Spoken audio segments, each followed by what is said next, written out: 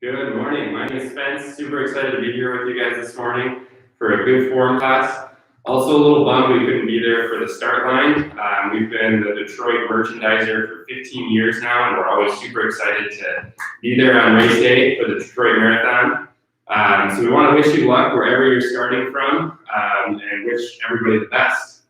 So we'll dive right into good form. Good form, something that has a huge impact. My background, I ran cross country and track at MSU, and consider myself really fortunate to have had a coach that taught us good form. He didn't teach it to us in this format, kind of taught it to us by pointing out everything that I was doing wrong. I wish I learned it in this format, but still learning it in that format, I attribute that to being able to stay injury-free to my whole college career. I think that's one thing that a lot of people don't associate with form. They hear the word form and they immediately associate it with efficiency or running faster, and they don't think of that injury prevention component of it. So it can make a huge difference in not only running more efficient, but also keeping you out there mile after mile and staying injury free. So we'll dive right into it. You guys can kind of just model what I'm doing. The class that we teach here at the store is a little more extensive. So if you ever want to take that, it's totally free every Tuesday night from 6 to 7. If you go to our website, it's easy to register for that. So we'll dive right into it. Before we go into good form, we like to define some things just to make it a little bit easier throughout the class. So how most people are running, we don't call it bad form. We don't want to offend anybody. We call that common form. Without a doubt, the thing that majority of people are doing and think they should be doing is overstriding, landing way out in front of themselves. When you overstride, you land on your heel with this kind of check mark, toe up in the air, kind of putting a braking force. You don't really have a good balance point in this position. Your center of gravity is off, so usually you try to compensate for that by leaning over your hips. And also, since your alignment and balance is off, try to compensate by crossing your arms quite a bit. So this looks pretty dramatic. Not everybody's doing all of these points to this degree, but they're doing some combination of those points. So let's not talk about what we don't want to be doing. Let's talk about what we want to be doing in good form. So the first point of good form running is posture. So posture is all about keeping our body in proper alignment. To make it easy, I just want to build from the ground up. So you guys that are tuning in this morning can just kind of model what I'm doing throughout the rest of the class. So let's start with our feet. Our feet, we ideally want to keep shoulder width apart and toes pointing straight forward. Sometimes you can't help it if your toes are pointing out. Not a big deal at all, just keep them shoulder width apart. From there we go to our knees. So our knees are really important because our knees are our greatest shock absorbers, and we want to take full advantage of those shock absorbers. So I want everybody to just jump up and down multiple times in a row. You can see I'm getting pretty good range of motion without even thinking about it. In my knees, with just little jumps, I'm absorbing that shock. Now, as a quick contrast, I want everybody to jump up. If you have a knee injury, actually maybe sit this one out, just as a forewarning. But I want everybody to jump up just 6 inches off the ground, land on a straight leg on their heel. So really not a good feeling. You could see my shoulders shake. If I didn't have a mask on, you could see my cheeks kind of quiver. So when we run, we take 800 to 1,000 steps for every mile that we're running. If we're not absorbing that shock, that's a ton of extra stress that we're putting on all of our joints and ligaments that we don't need to be putting on. So do yourself a favor and land on a nice, soft, bent knee. Moving up the chain, we get to our hips.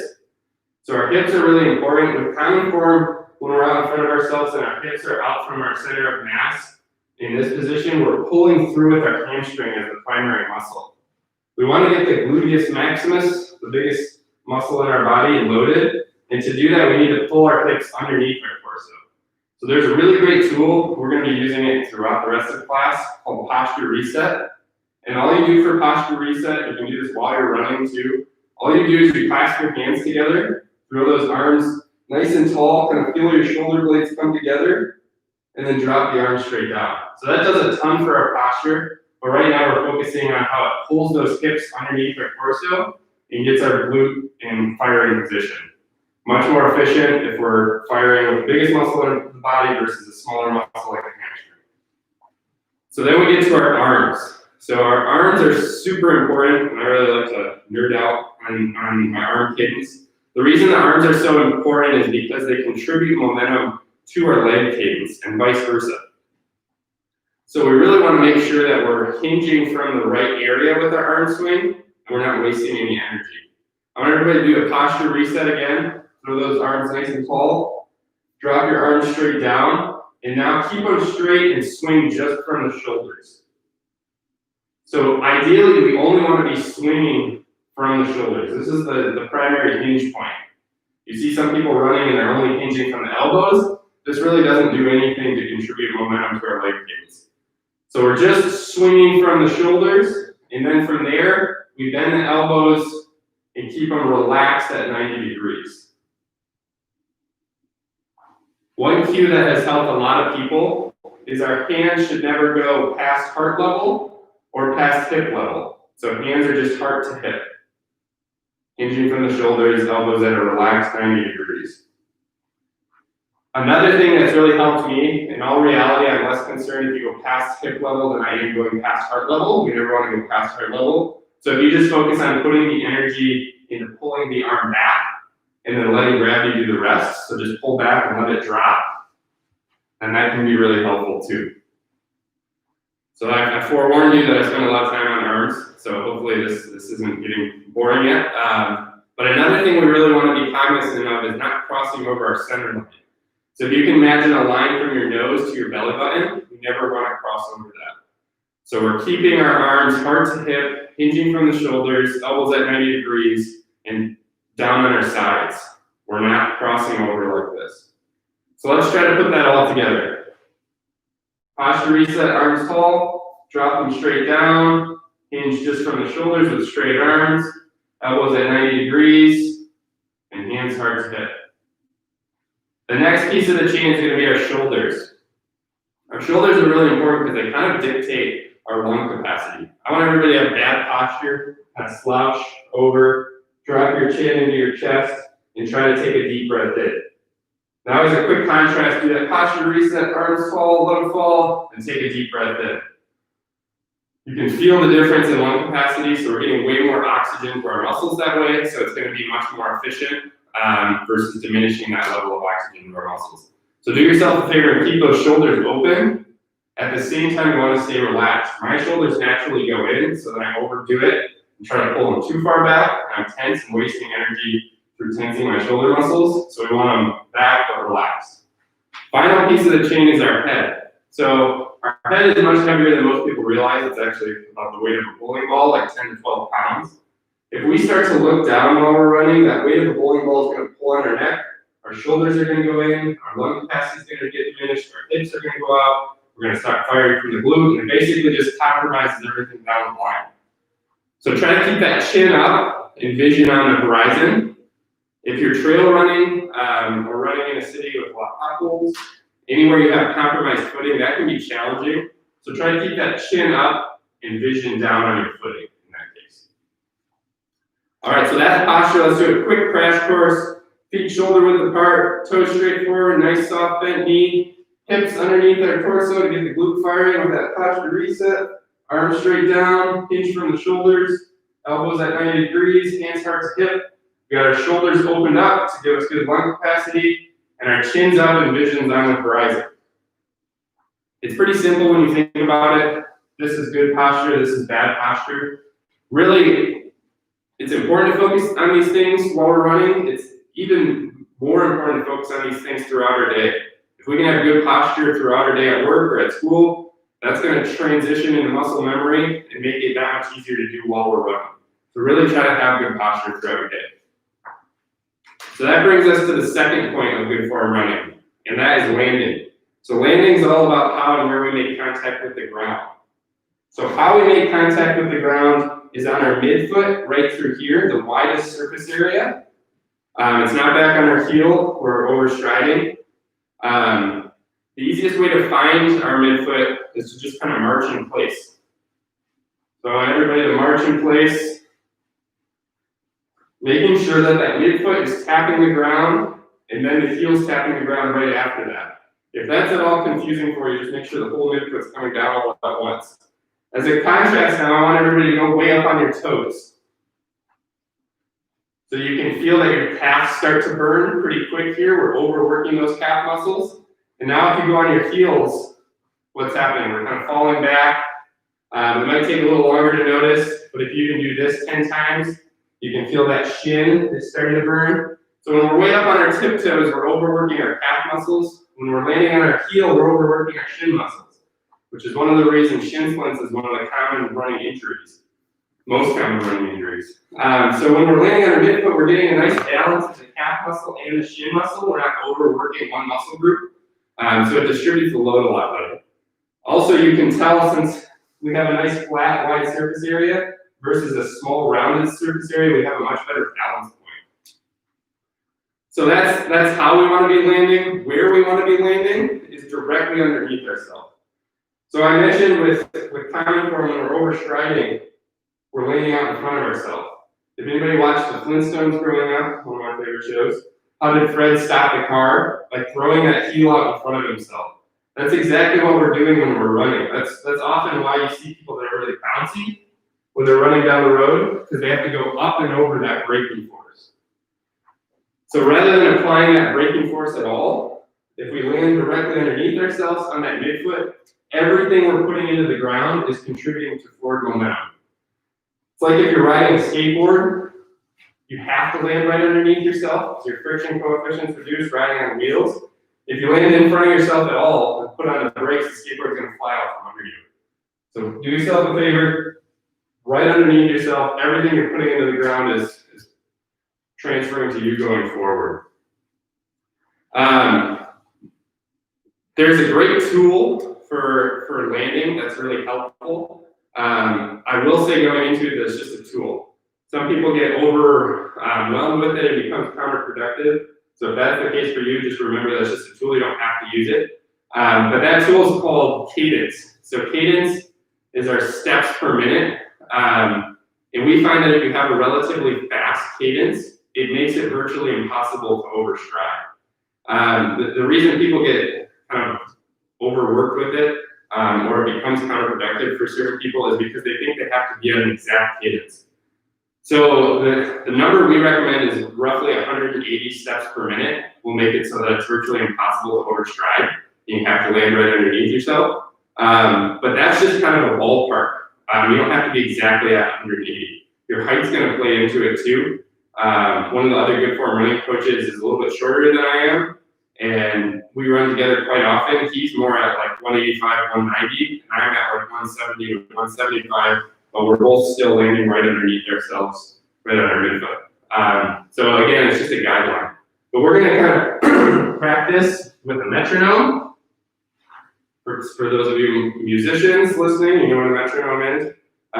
It just basically sets a beat and helps us keep that rhythm of 180 steps per minute.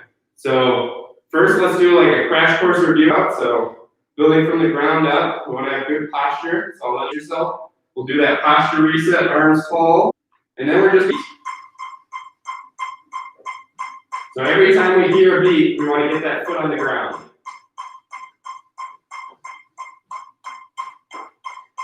So this probably feels a little bit fast to begin with. So now as a little psychological drill, we're going to speed that up. So keep trying to match that tempo. And now we're going to slow it down to what most people would be running at with common form. So this feels kind of slow, kind of heavy. The point here is that if we would have started with this, it would have probably felt much more natural. But since we started at a faster cadence of 180 and then ramped it up even beyond that, what would have felt natural to begin with is now feeling unnatural. So that can be really helpful the next couple of weeks as you go out on your runs. Just establishing new muscle memory and continuing to practice that can really help you change your perception of what normal is. Yeah, so really great tool. There's a lot of great methods to tracking your cadence. A smartwatch does it without even thinking about it. If you don't have a smartwatch, if you hit the split on your watch and count the amount of times one foot's hitting the ground in a 20-second increment, hopefully you should be getting close to 30. If you do the math, that would be roughly 180. For me, before I had a smartwatch, I would just do that like 5 minutes into my run and then 5 minutes before I was finished, and then I wouldn't think about it again, just because I didn't want to get overworked. That's the nice thing about smartwatches. For those of you that are a little more rhythmically gifted than myself and can match a rhythm subconsciously, there's a lot of great apps that'll take your playlist and take all of the songs on that playlist and play the rhythm of those songs to 180 beats per minute, and that way you can match the tempo of the song and do that subconsciously while you're running. So another great thing for some people. So yeah, that's landing. Again, pretty simple, but we're landing on the widest surface area, the midfoot, right underneath ourselves. The final point is really simple, but also still really important. The final point is lean. So lean, we don't want to be compromising anything we talked about in posture. We don't want to be leaning from the hips, because that's going to get the glutes out of firing position. With lean, we want to have a nice tall posture and just lean from the ankles. So I'll have everybody do a posture reset again. Arms tall, let them fall. And now I want you to stay nice and tall. Just lean forward from the ankles until you feel those toes start to burn. And then I want you to take one step forward and freeze. So you can see, without even thinking about it, I landed on my midfoot directly underneath myself. If I was more centered on the camera, that'd be a little more obvious. So that's another thing that is really important, and it shows you how these 3 points of good form running kind of build on each other. So the lean really helps our landing. It transitions that landing underneath ourselves. So the next couple weeks as you go out on your runs, it can be kind of overwhelming to focus on all 3 points with each and every step we take: posture, landing, lean, posture, landing, lean. I recommend for a whole run, just focus on the lean. If we're just focusing on our lean without even thinking about it, we'll be improving that landing point, landing more underneath ourselves. So that can be really helpful. So that's one thing that the lean does, is it transitions that landing point underneath us. It also serves as a great gas pedal.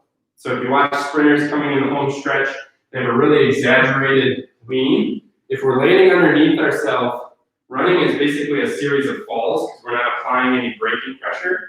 And if we can lean a little bit more, we're using gravity to our advantage to go that much more faster. So that's the second thing that a good lean does, is it helps us go a little bit faster. In leaning forward, you can see I'm going a little bit faster. As soon as I start to lean back, I slow down without even thinking about it. So yeah, if you ever end up near Playmakers and you can take a class, we do a lot more drills throughout the class, just to kind of establish that muscle memory, help you guys get these points down.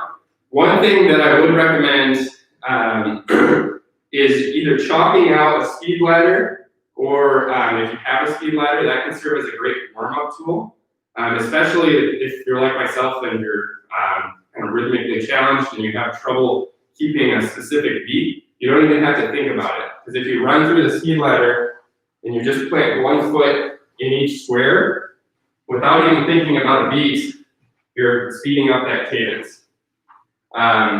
If you combine that with a posture reset, or a posture pipe, excuse me, that can help establish some muscle memory in your posture too. So these are super easy to make. You can just cut a PVC pipe. This kind of over-exaggerates your posture, gets those shoulders back, stops you from over-pumping your arms. I like to go through the speed ladder 3 times, each time focusing on a different point of good form running. So first time through, I'm just focusing on having a nice tall posture, and all of the points of posture that we talked about. Next time through, I'm focusing on my landing just on my midfoot, right underneath myself. And final time through, really focusing on having an exaggerated lean. So that is good form running. I hope you guys can use this. It might be a little more applicable after your marathon. It takes quite a while to change our form. we have to constantly focus on it, constantly improve on it. I mean, we'll be running for a while, so feel free to think about these things while you're running. But again, it's a constant improvement, something that you can work on throughout the rest of your running career, really. So I really hope it helps you guys like it's helped me. And again, I really wish everybody the best of luck out on the course today, whatever course they're going to be on. Thanks, guys.